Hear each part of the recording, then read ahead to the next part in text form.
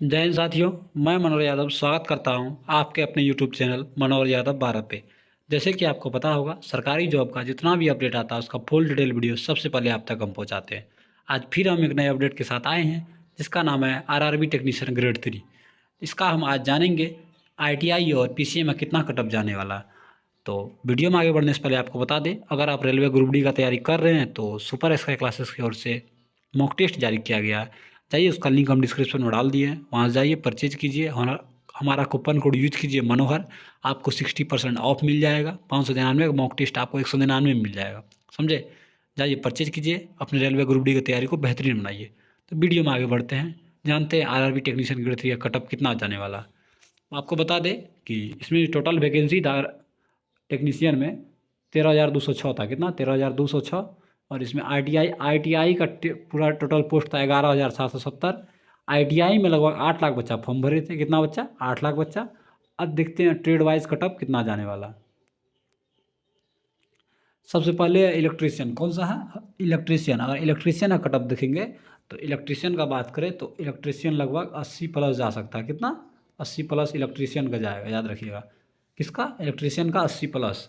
उसके बाद कौन है? उसके बाद है फीटर। अगर हम फीटर का देखें तो अगर फीटर का बात करेंगे और फीटर है कम से कम 75 प्लस जा सकता है। कितना? 75 प्लस। ये सब थोड़ा पॉपुलर ट्रेड है, इसीलिए इसका थोड़ा हाई कटअप जाता है।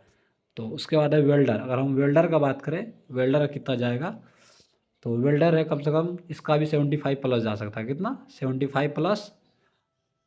वेल्डर का तो वेल्डर का हो गया। उसके बाद देखते हैं ब्लैक स्मिथ का। अगर ब्लैक स्मिथ का बात करेंगे तो ब्लैक स्मिथ कम से कम आपको 62 प्लस जाएगा। कितना? 62 प्लस। अगर आपका 62 प्लस बन रहा है तो आप सेफ जोन में है। अब चलिए देखते हैं कारपेंटर का। अगर हम कारपेंटर का बात करेंगे तो कारपेंटर लगभग बच्चा नहीं करना चाहता, इसीलिए इसका थोड़ा कम कटअप जाता है। अगर आपको लग रहा है कि इसमें मेरा ट्रेड नहीं आ रहा है तो आप कमेंट करके ज़रूर बताइएगा मेरा कर ट्रेड नहीं आया है। और ये भी बताइएगा कि आपका कितना नंबर बन रहा है रॉ मार्क्स। हम भी रॉ मार्क्स बता रहे हैं। नॉर्मलाइजेशन इसमें थोड़ा कम से कम 8 से 9 नंबर तक लगभग मिलेगा। जैसे कि आपको एएलपी में देख लिए, आरआरबी जेई में देख लिए, लगभग रॉ नॉर्मलाइजेशन कम से कम 7 से 8 नंबर मिला है।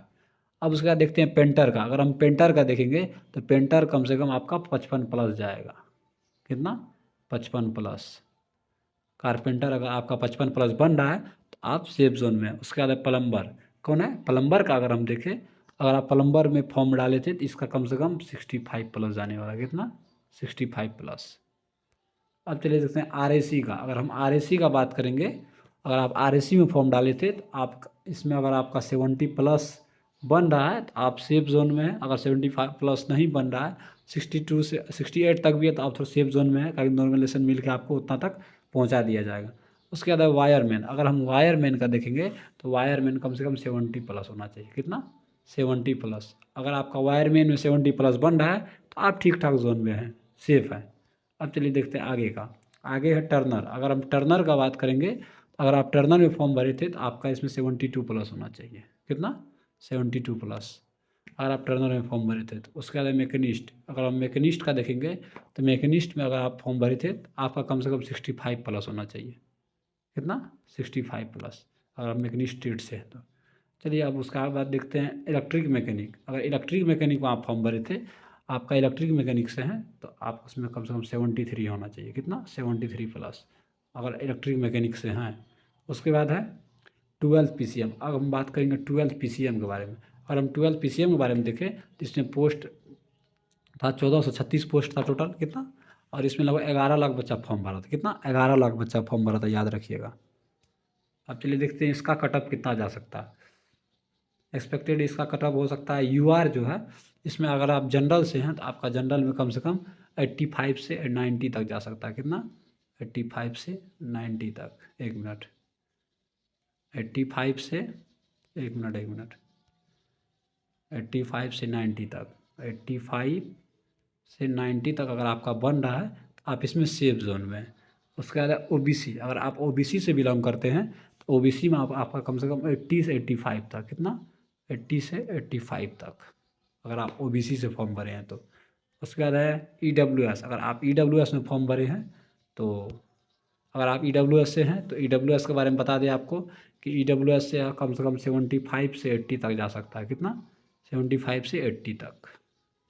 उसके बाद एससी, अगर एससी का बात करेंगे, अगर आप एससी में फॉर्म भरे थे तो आपका 70 से 75 जाएगा, कितना 70 से 75 जा सकता है। उसके बाद करेंगे एसटी का बात, अगर आप एसटी में फॉर्म भरे थे तो एसटी में कम से कम 65 से 70 जाएगा, कितना 65 से 70 जाने वाला है, याद रखिएगा।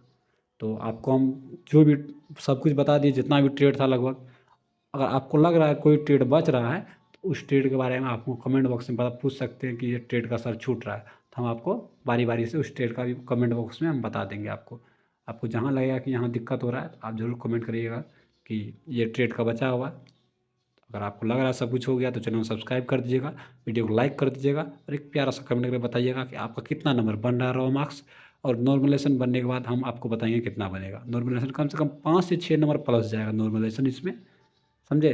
तो जाइए रेलवे ग्रुप डी की तैयारी को बेहतरीन बनाइए, हमारा मॉक टेस्ट परचेज कीजिए, डिस्क्रिप्शन में लिंक है। आज के लिए इतना ही। जय हिंद, जय भारत।